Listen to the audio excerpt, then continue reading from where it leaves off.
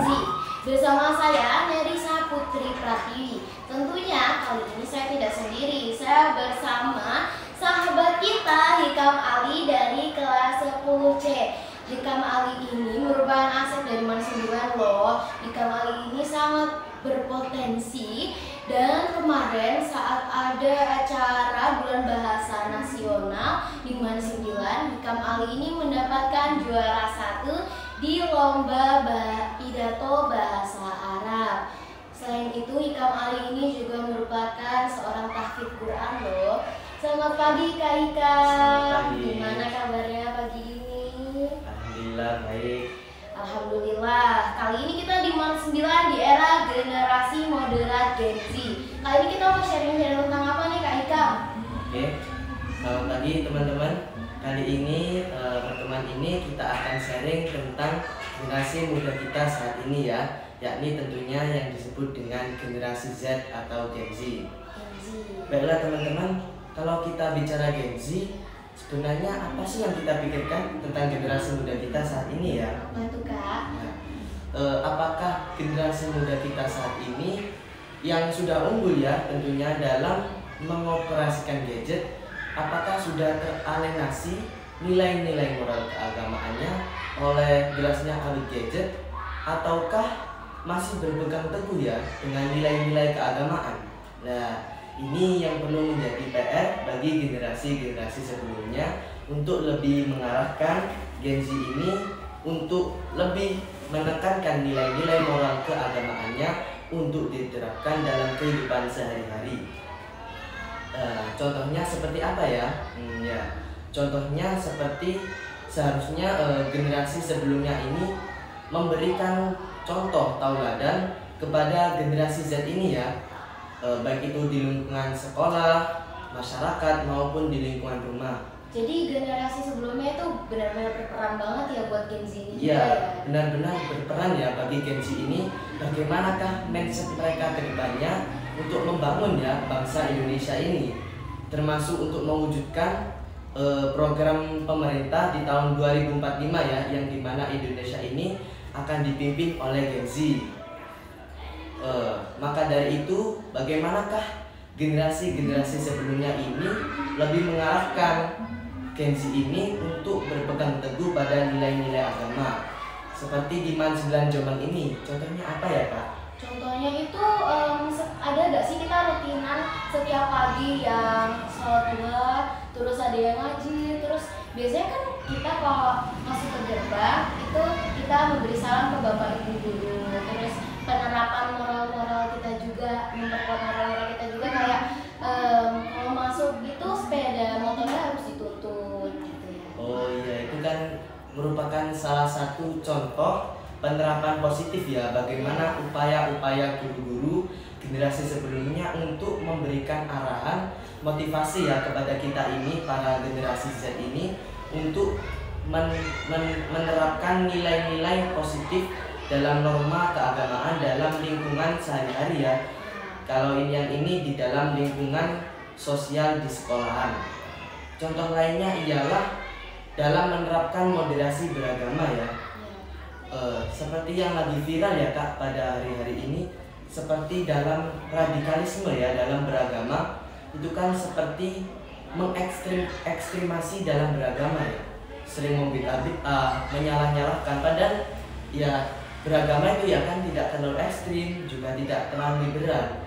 Nah, ini juga merupakan salah satu PR bagi generasi-generasi sebelumnya, bahwasanya untuk mengarahkan Gen Z ini agar tidak terlalu ekstrimasi dalam beragama, tidak terlalu radikalisme ya, maksudnya itu seperti melakukan kekerasan, membid'ah-bid'ahkan atas nama agama.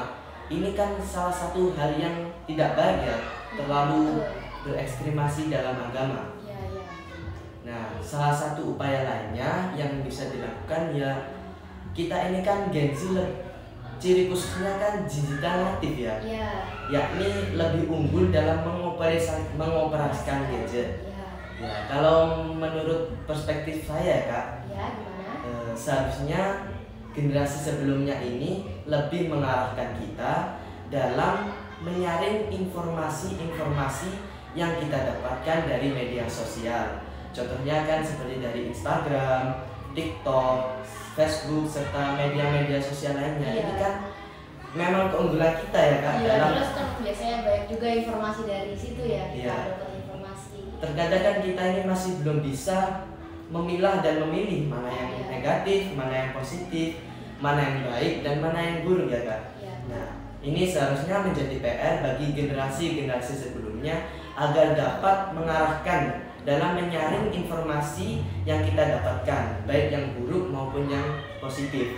Karena ini kan juga sangat berpengaruh Kak bagi mindset pola pikir kita, bagaimana kita ini berkembang ya di masa yang akan datang, bagaimana kita ini akan memimpin bangsa Indonesia di waktu yang akan mendatang.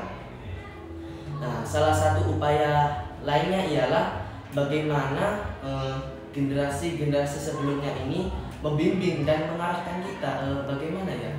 Kita kan lebih unggul ya mengoperasikan gadget daripada yang generasi sebelumnya. Iya, betul. Bagaimana mereka ini dapat memotivasi kita agar kita ini dapat lebih giat belajar gitu loh Kak. Iya. Karena kan kita ini memiliki peluang yang lebih besar ya Kak. Iya. Kesempatannya lebih besar karena kita ini bisa mengakses di internet, kan ada Google, Chrome yang tentunya jika kita lebih memanfaatkannya ini akan bisa lebih berguna untuk kedepannya ya Kak. Iya, benar. Karena kan jika dimanfaatkan mungkin bisa bernilai positif bagi kehidupan kita. Sebaliknya jika generasi Z ini tidak bisa memanfaatkannya lebih baik, maka tentunya juga bisa menjadi bumerang bagi kita. Nah, tadi kan kita ngomong tentang Gen Z nih. Kalau menurut Kak Ikam sendiri, Gen Z itu apa dan gimana sih kalau menurut Kak Ikam? Kalau ini sih menurut perspektif saya, Gen Z kan juga orang itu menyebutnya sebagai digital native ya. Yakni dimana memang kita ini sejak kecil memang sudah tumbuh besar ya bersama yang namanya gadget, handphone, komputer seperti yang itu ya. Ibaratnya ya seperti orang tua ketiga itulah setelah ayah dan ibu. Iya, betul.